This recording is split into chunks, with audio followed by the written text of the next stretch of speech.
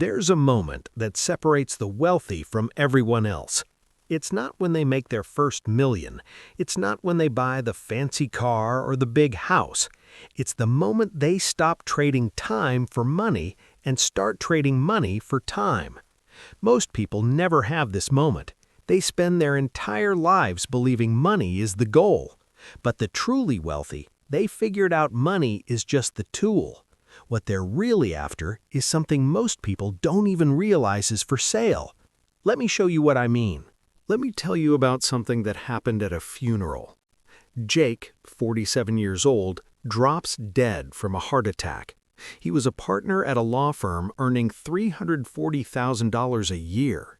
He lived in a beautiful house in the suburbs, had 2 kids in private school. Everyone at the funeral talks about how successful he was. His wife Kim is devastated, but 3 months later she's facing something nobody warned her about. The life insurance pays out. The house is almost paid off. But here's the problem.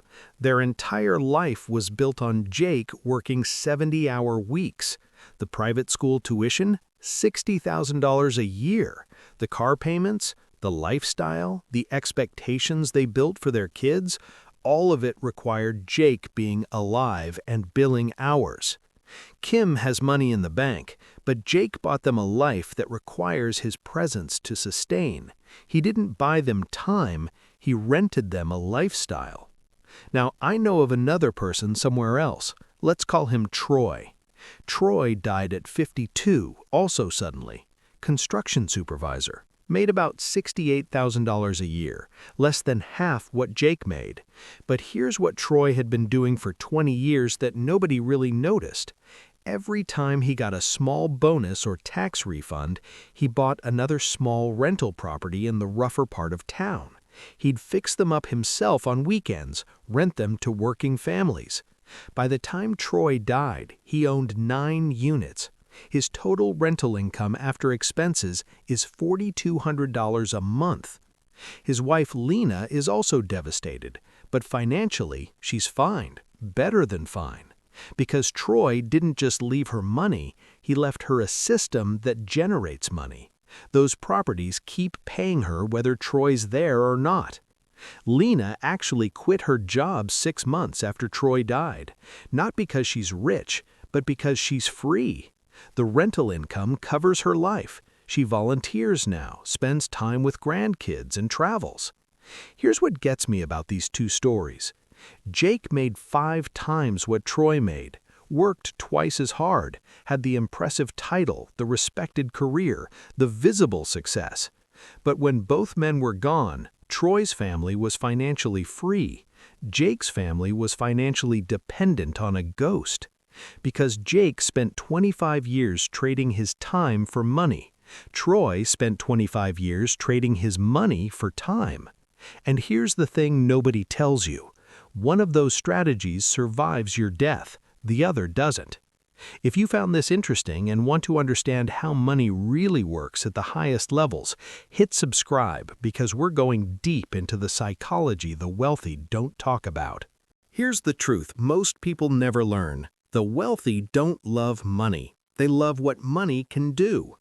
And the first thing they do with money, the very first thing, is buy back their time. Think about it. When someone makes their first $100,000, what do most people do? They upgrade their lifestyle. Nicer car, better apartment, fancier dinners. But when a wealthy person makes their first $100,000, they do something different.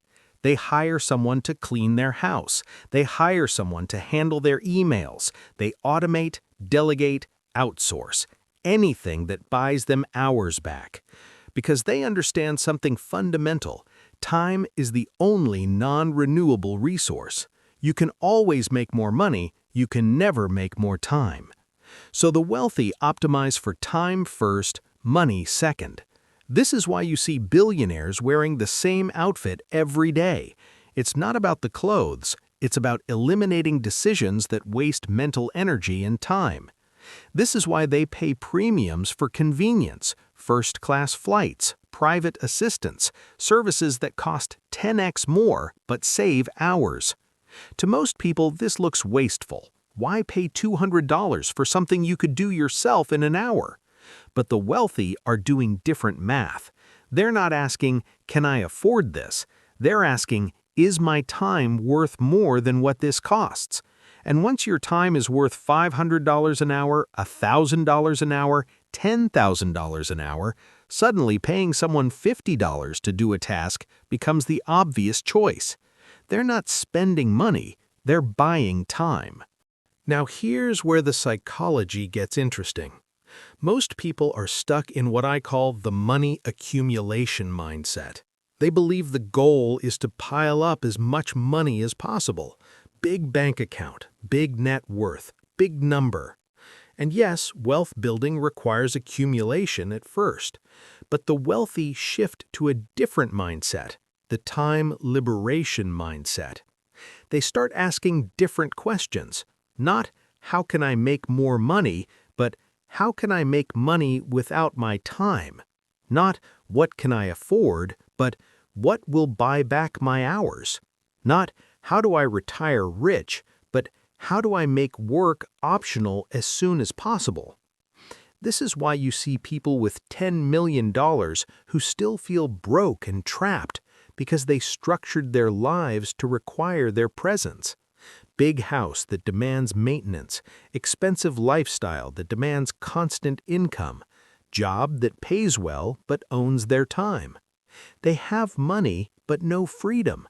Meanwhile, someone with $500,000 in the right structure, passive income covering expenses, time fully owned, is wealthier in the way that actually matters. Because here's the uncomfortable truth. Money that still requires your time isn't really yours. If you have $1 million but you still have to work 50 hours a week to maintain your lifestyle, you're not free, you're just a well-paid prisoner. But if you have $200,000 in assets generating enough passive income to cover your life, you own your time. And once you own your time, you can do whatever you want with it. You can work on passion projects. You can travel for months. You can spend time with family without checking your phone. You can say no to opportunities that don't excite you. That's the real wealth. That's what rich people actually want. So let me reframe everything you've been taught about money. You were told, work hard, save money, retire at 65. But that model is broken because it asks you to trade 40-plus years of your time for the hope of freedom at the end, if you even make it there. The wealthy don't wait 40 years. They start building time-buying assets immediately, even small ones. A side business that generates $500 a month, an investment that pays $200 in dividends, a rental property that cash flows $1,000. These aren't life-changing amounts, but they're freedom-building amounts, because every dollar of passive income is a piece of your time you're buying back. And here's what happens when you start thinking this way. You stop buying liabilities disguised as assets. The fancy car that drains your cash flow, the big house that locks you into a mortgage that requires your presence. You start buying actual assets, things that pay you, things that free you.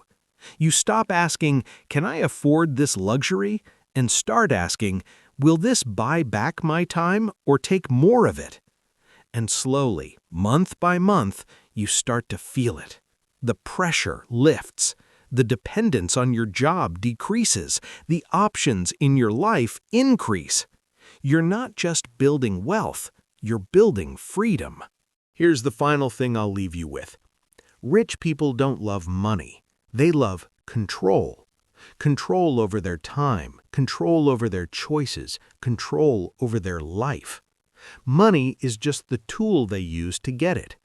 And the moment you stop seeing money as the goal and start seeing it as leverage to buy back your time, everything changes. You stop chasing the next raise and start building income that doesn't need you. You stop measuring wealth by your bank account and start measuring it by your freedom. You stop living for retirement and start designing a life you don't need to escape from. Because here's the truth. The real luxury isn't the yacht or the mansion. It's waking up and realizing you own your time, and nobody can take that from you. If this changed how you think about wealth, subscribe to Expozer. We expose how money, power, and freedom actually work, one truth at a time. And if you're serious about building passive income and buying back your time, stick around.